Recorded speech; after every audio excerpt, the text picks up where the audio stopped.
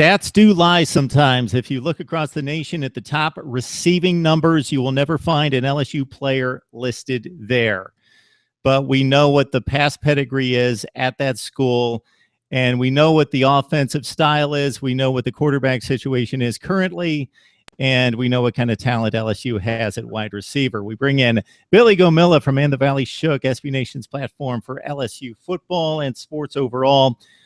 Billy, Travin Dural, Malachi Dupre, arguably as talented a pair as is in the nation. If you can get Brandon Harris settled, get him finding the right guy, delivering on time, all those things, sky is the limit. Absolutely. And those two, it's kind of been the narrative that, these receivers are hung out to dry by the quarterbacks. But last year it was a little bit of both. They struggled catching the ball consistently. I do think they're both ready to kind of take that step. Dural's coming off the big hamstring injury, missed the spring, kind of allowed Dupree to kind of assert himself and become the real number one guy. He's put on some good weight, much more vocal than he usually is. He's kind of a quiet kid, but he was kind of out there. And the new receivers coach, I think, is going to have a big impact. Damian Craig, he's a known commodity as a recruiter, kind of known as an offensive mind, coached quarterbacks at Florida State.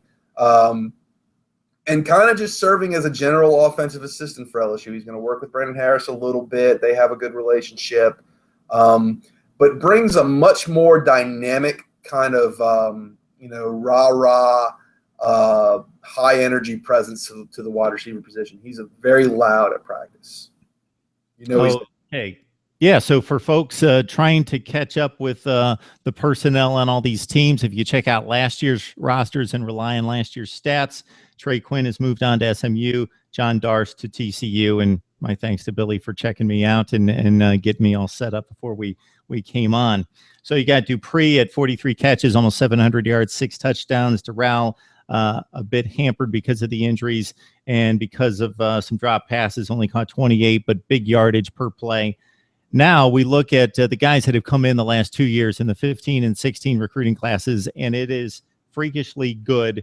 We can throw out all sorts of names. We can start with Drake Davis, D. Anderson, Stephen Sullivan, all sorts of guys ranked in the top 10 or 20 in the country at wide receiver. Tyron Johnson, probably the one guy that's already produced on the field to a certain extent.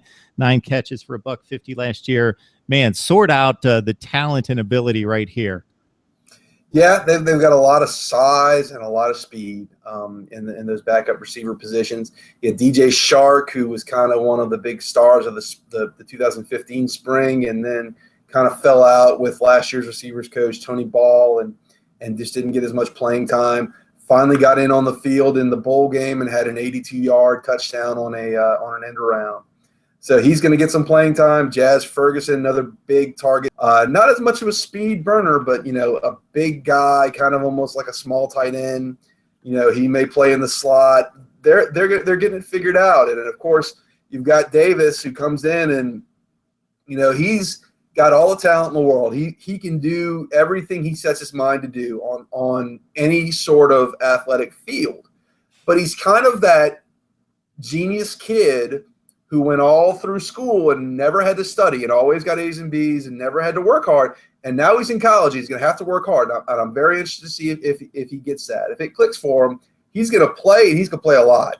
But, he's not going to be able to just throw it out there and step on the field. He's got some guys in front of him. I mean, Tyron Johnson was a 5-star prospect, and he's got an uphill climb. He produced a little bit as a freshman, but didn't have the best spring to get his backside in gear. He and Craig had a lot of heart to hearts.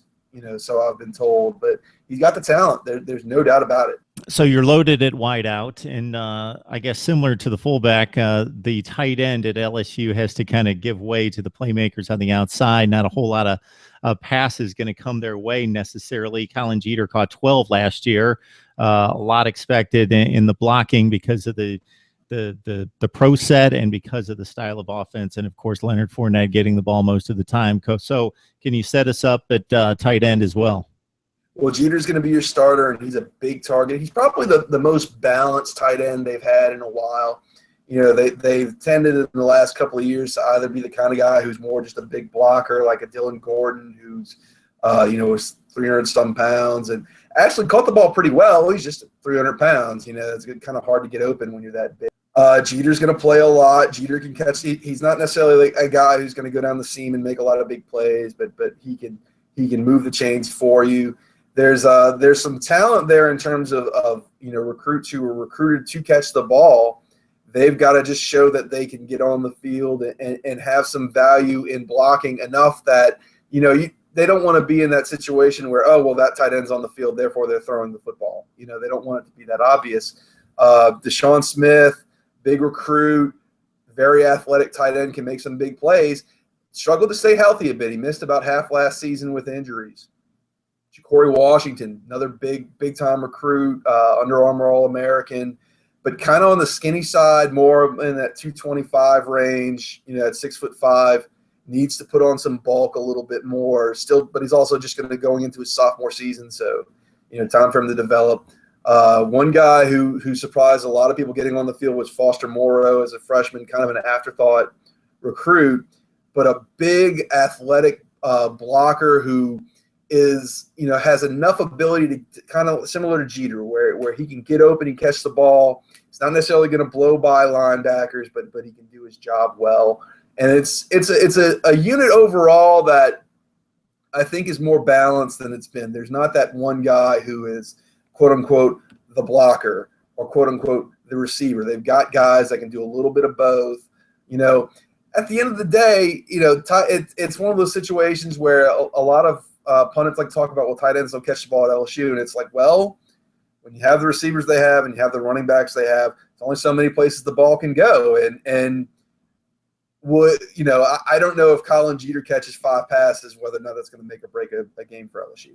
Such is the plight of a tight end at LSU, but sets him up well for the next level many times. And if we look at any positional units on an LSU football team under Les Miles and before that with Nick Saban, we bring up the same terms: talent, speed, et cetera, 4- and 5-star recruits all over the place. But I think this was one of the more fun units to break down, talking especially the wide receivers. I'm going to be very interested to see, beyond Dural and Dupree, how some of these guys step in. And as you mentioned and alluded to early in the segment, August is going to differentiate these guys that are going to get that 3rd and 4th wide receiver spot and make some plays here in 2016.